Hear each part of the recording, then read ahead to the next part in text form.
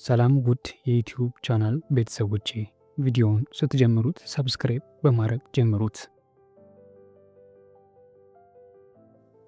ከኒውዮርክ ከተማ ሀብታም ቤተሰብ የተወለዱት ትራምፕ በ1968 ከፔንሲልቬኒያ ዩኒቨርሲቲ በኢኮኖሚክስ የመጀመሪያ ዲግሪያቸውን አግኝተዋል።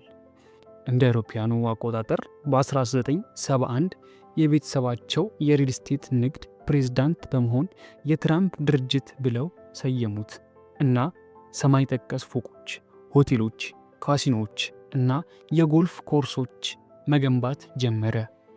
በ1990ዎቹ እና 2000ዎቹ ውስጥ በርካቶች የትራምፕን ስም ፈቃድ የሰጡ የጎን ስራዎችን ጀምረዋል እና ለ6 የንግድ ስራዎች ኪሳራ አቅርቧል። እንደ አውሮፓውያኑ አቆጣጠር ከ2004 እስከ 2015 የቢሊዮነርነቱን ዝነኝነት በማጎልበት ዘ አፓረንትስ የተባለውን የእውነታውን የቴሌቪዥን ፕሮግራም አስተናግዷል። ራሱን እንደ ፖለቲካ የውጭ ሰው በማቅረብ ትራምፕ በ2016 በተካሄደው ፕሬዝዳንታዊ ምርጫ የዲሞክራቲክ ፓርቲ እጩ ሂለሪ ክሊንተን ጋር አሸንፏል።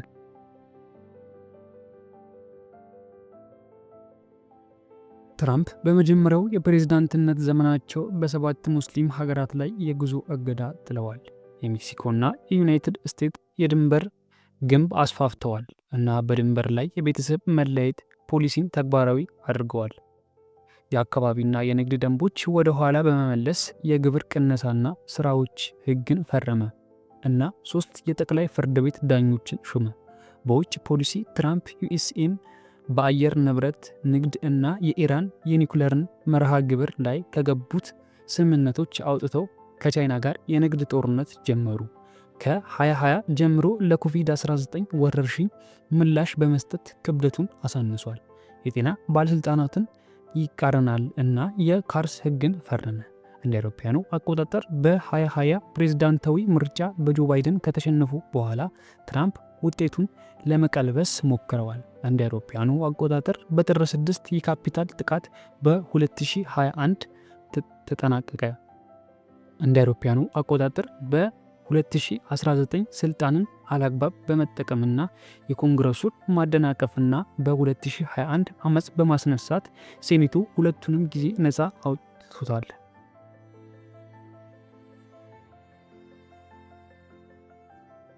ከ2015 ጀምሮ የትራምፕ አመራር ዘይቤ እና የፖለቲካ አጀንዳ ብዙውን ጊዜ ትራምፒዝም እየተባለ የሚጠራው የሪፐብሊካን ፓርቲን ማንነት ቀይሮታል።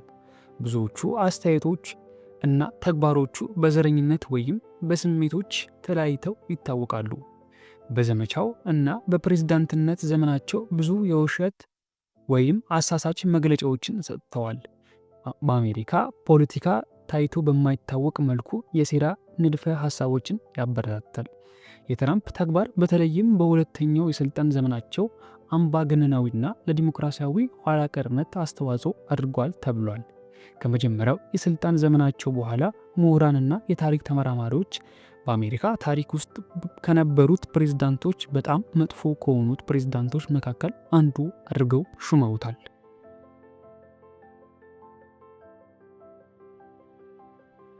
እንደ አውሮፓውያን አቆጣጠር በ2023 ትራምፕ በፍትህ ብሔር ጉዳዮች ለጾታዊ ጥቃትና ስም ማጥፋት እና የንግድ ሥራ ማጭበርበር ተጠያቂ ሆነው ተገኝተዋል።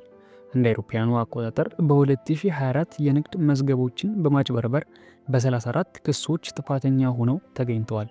ይህም በከባድ ወንጀል የተከሰሰ የመጀመሪያው የአሜሪካ ፕሬዝዳንት አድርጎታል።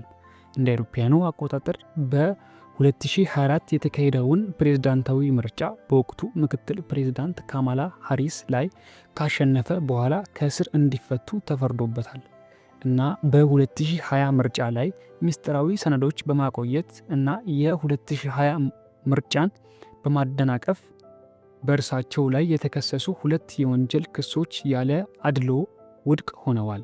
ትራምፕ ሁለተኛውን የፕሬዝዳንትነት ስራቸውን የጀመሩት የፌዴራል ሰራተኞችን በጅምላ በማባረር በማነሳሳት ነው። ከታላቁ የኢኮኖሚ ድቀት በኋላ በከፍተኛ ደረጃ ላይ ባሉ ሁሉም ሀገራት ላይ ታሪፍ ጥሎ የአንድ ትልቅ ውብ ሕግን ፈርሟል። የፖለቲካ ተቀናቃኞችና የሲቪል ማህበረሰቡ ኢላማ ማድረግ፣ ጾታን የቀየሩ ሰዎች ማሳደድ፣ ስደተኞችን በብዛት ማፈናቀል እና የአስፈጻሚ ትዕዛዞችን በስፋት መጠቀም ጨምሮ የአስተዳደሩ ተግባራት ሕጋዊነታቸውን የሚቃወሙ ከ300 በላይ ክስ ቀርቦባቸዋል።